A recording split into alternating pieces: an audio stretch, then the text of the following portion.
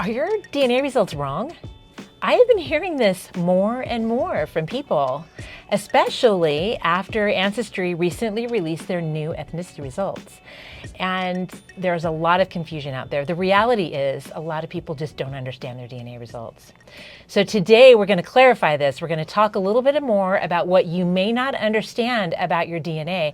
And I'm so lucky to have Crista Cowan here. Thank you so much. Of course. I was able to visit her here at Ancestry's headquarters, and we're talking more about these misperceptions about DNA, because I have gotten so many comments. My DNA results are wrong. They used to be more correct. You know, I used to belong, my ethnicity showed that I was from this part of Italy, and now it's gone. And it's got to be wrong, because I know I was from this part of Italy. Help us understand better, because this is such a common thing. And for a long time, I didn't even understand this years ago when I was first looking at that. This ethnicity is confusing to people. It can be. Yeah, absolutely. Please help us understand better, what this is. And thank you for doing this with me. Of course, yeah. Your DNA doesn't change. Exactly. Ever. Right. But the way that your DNA gets read Is changes. changing. And the information that we have that informs how we read it changes. Yeah. And that's the challenge, is that, DNA is really still a fairly new science in the history of the world. Right. And population genetics is a new science, and understanding what that DNA from that place in the world looks like we're constantly learning.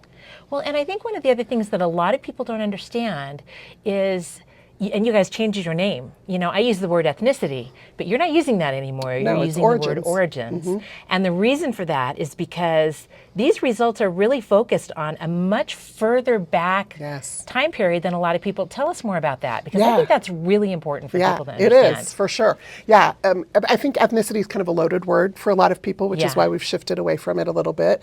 And also there's this challenge of how do we call something what it was 500 to 1,000 years ago? Yeah. Because that's really the time frame that we're looking at for your DNA. Okay. Where in the world was your DNA 500 to 1,000 years ago? Well, what this country is called today isn't what it was 500 years ago. Right. And the population of people who live there today isn't the same as the population of people who live there.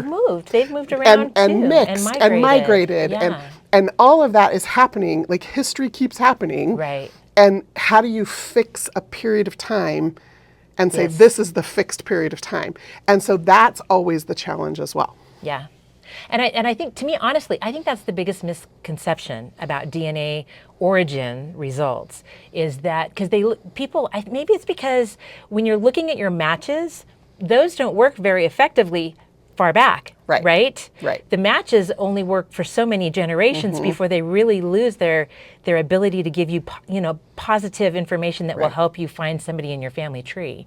But then when you click the other tab and you click on origins, that's going way far back. Right. And I think that's where people are really honestly confused. And I understand that confusion, right? So when you're looking at your matches, that's for your most, more recent generations. But when you're looking at your origin results, you're looking at 500 to 1,000 years ago.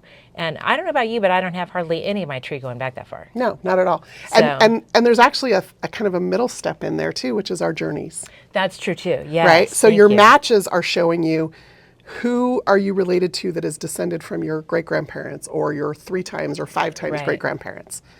Your origins are showing you where in the world was your DNA 500 to 1,000 years ago. Okay. But those journeys, those are showing you where you have family who has lived within the last 200 to 300 years. So that kind of bridges that gap then. Correct. Yeah. And so you really need to pay attention to the journeys. Yes. And I don't know about you, but I only have one. I have 2. And so, hopefully as you get more tests and more data, then that will improve and we'll see more journeys, I would hope. Yeah, yes? absolutely. Okay. And the really cool thing about journeys, though, is the technology that's being used to do that is around clustering matches. Okay. And there are thousands of journeys that exist. You just may not be part of one because you don't have enough matches that have pulled you into it. So if you have tested siblings and they have journeys you don't have, you can claim those, because that is where your family has lived within the last 300 years. Excellent point. And so you can kind of aggregate the siblings and parents and aunts and uncles who've tested. Those are the places your family has lived within the last 300 years.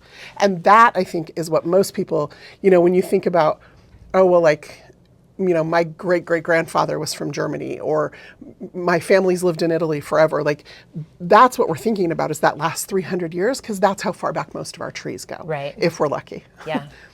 When you say that your results change, I think we get so hung up on identifying as, oh, I'm German, or oh, I'm Italian. Yes. And that's not, like, those places didn't exist. Like, Germany was not a country till the 1860s. Italy was not a country till the 1860s. Right. Ancestry puts those labels on those places because that's what people are familiar with. Today. And that's what applies to today's boundaries. Right. Yeah. But if we called it by what the population was called, 500 or 1,000 years ago, nobody would know what we were talking about.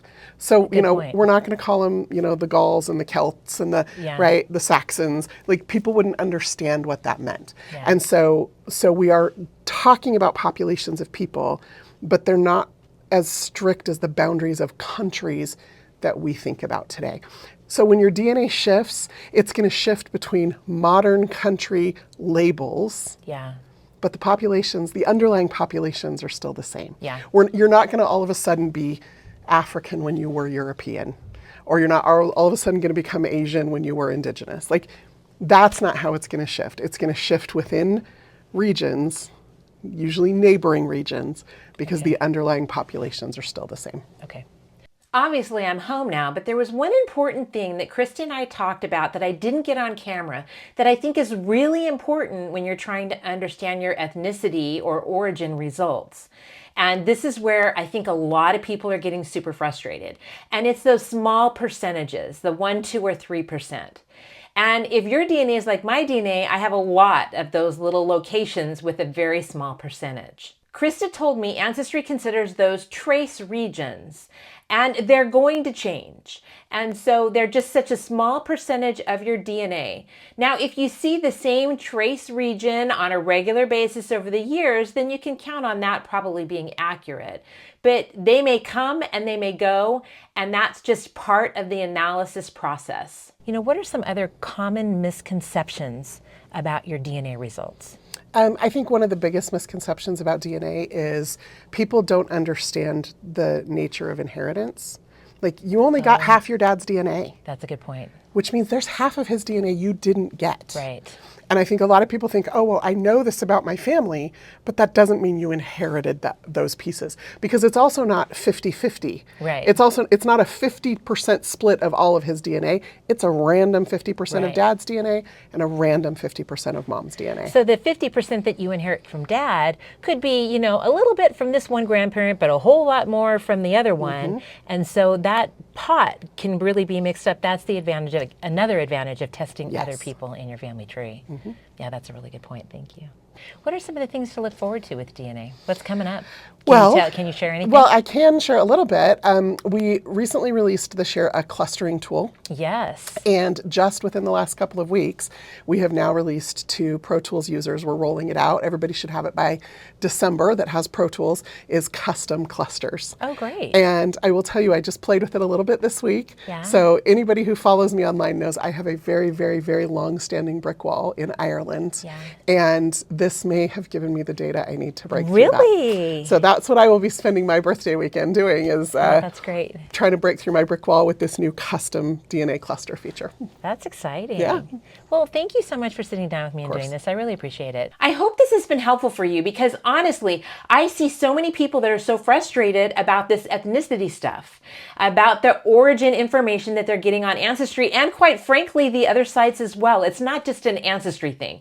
It's on MyHeritage, any of the DNA companies. You're going to see changes in your ethnic makeup, and you're going to see changes on the different platforms. If you submit a DNA test to Ancestry, it's going to say one thing. If you submit it to MyHeritage, it's going to show some slightly different information. But the reality is that our family trees just don't go back that far. Now, I've actually created another video through this discussion with Crista where she went into a lot more detail on how they get those reference panels to decide what origin place you belong to. Because I think that's where the hitch is for a lot of people. It's how do they even figure this out? But that was more detailed, and I wanted to make it something separate. So check out this video where you can learn about more specifically how you are determined to be in one origin group or another origin group.